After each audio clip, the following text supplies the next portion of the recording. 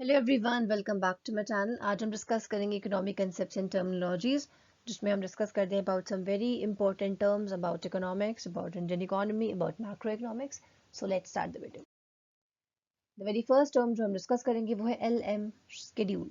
L M schedule मतलब L M stands for liquidity money. सबसे पहले तो आप इसका एब्रिविएशन सॉल्व करें कि एल एम का मतलब क्या है। एल एम का मतलब है liquidity money. This is a schedule showing the combinations of levels of national income and interest rates where the equilibrium condition for the monetary economy L is equal to M holds। मतलब ये एक ऐसा schedule होता है जिसमें हम ये show करते हैं various combinations of levels of national income।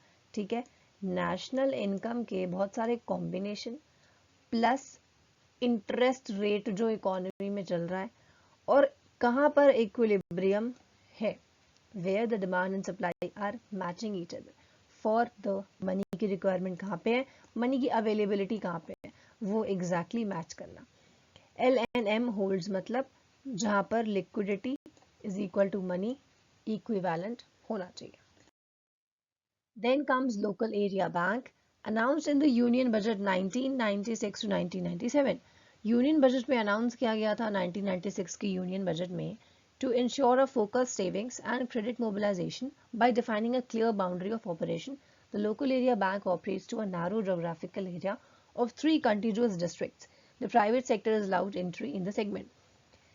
इस पॉइंट का मतलब ये है कि क्योंकि देखिए जो बहुत सारे इंटीरियर्स ऑफ इंडिया है वहाँ पर कहीं पर लोगों को मनी सेव करना एंड बैंक क्या होता है दे डोंट नो। तो हम क्या करें, हम सेविंग्स करवाकर लोगों के उस पैसे को फर्दर मोबिलाइज करवाकर सेव करवाएं बैंक्स में। ठीक, इस वजह से लैब्स का क्रिएशन किया गया, लोकल एरिया बैंक का क्रिएशन किया गया। ये कहाँ ऑपरेट करते हैं, ये बहुत ही नारो जोग्राफिकल एरिया में ऑपरेट करते हैं, मतलब जहाँ पर से 3 डिस्ट्रिक्ट एक साथ इनको कॉन्टैक्ट कर सके ऐसे एरिया में ये डील करते हैं, वहाँ पर ये ओपन किए जाते हैं। द प्राइवेट सेक्टर मतलब प्राइवेट सेक्टर वाले भी जाकर एटलीस्ट 3 डिस्ट्रिक्ट में कंटेजियस अपना लैब यहाँ पर सेटअप कर सकते हैं और लोग यहाँ पर आएंगे फॉर द सेविंग पर्पसेस और ये एक्ट करेंगे as a local bank. Then comes locomotive principle, the idea that in a situation of world wide recession, अगर पूरी दुनिया में रिसेशन आ जाए रिसेशन मतलब आपकी ये वाली कंडीशन जब सब कुछ नीचे जा रहा होता है, ओके ये वाली कंडीशन, अगर वर्ल्ड वाइड रिसेशन आ जाए, increase in total demand of one economy stimulates economic activities in other economies via foreign trade. इस पॉइंट का मतलब ये है कि अगर फॉर एग्जांपल पूरी वर्ल्ड में रिसेशन आ जाए, ठीक, बाई चांस अगर किसी एक देश में प्रोडक्ट्स की डिमांड बढ़ने लग जाए, उससे क्या होता है, फर्दर स्टिम्युलेट करता है कि बाकी देशों में जहाँ पर रिसेशन आ गया था, स्लोली एंड स्टेडली वहाँ पर इकोनॉमिक एक्टिविटीज़ होने लगेंगी, धीरे धीरे फॉरेन ट्रेड होने लगेगा, धीरे धीरे सामान की डिमांड वहाँ पे भी बढ़ने लगेगी। तो लोकोमोटिव प्रिंसिपल मतलब कि नो मैटर अगर पूरी दुनिया रिसेशन में है, लेकिन अगर कहीं एक जगह किसी एक देश में सिचुएशन ठीक हो रही है तो उसका इफेक्ट बाकी देशों पे भी पड़ेगा और वो भी slowly and steadily no matter ठीक होने लग जाएंगे। This principle is known as locomotive principle. Then comes Lorentz curve, a graph showing the degree of inequality in income। ये एक ऐसा ग्राफ है जो हमें शो करता है inequality in income and wealth कि कुछ लोग बहुत अमीर हैं और कुछ लोग बहुत गरीब हैं in a given population of an economy। It is a rigorous way to measure income inequality। ये एक तरीका है, बहुत स्ट्रिक्ट तरीका है जिसमें हम मेजर करते हैं इनकम की इनइक्वालिटीज़ की। कोई एरियाज बहुत ज़्यादा अमीर हैं या कुछ लोग बहुत ज़्यादा अमीर हैं, कुछ लोग बहुत ज़्यादा पुअर हैं। The curve slope is proportional to per capita income at each point of the population distribution। Curve का जो स्लोप है वो प्रपोर्शन है किससे, पर कैपिटा इनकम के साथ हर एक पॉइंट पे। ठीक, जैसे जैसे पर कैपिटा चलता है उसी के प्रपोर्शन में आपका कर्व का स्लोप भी चलेगा।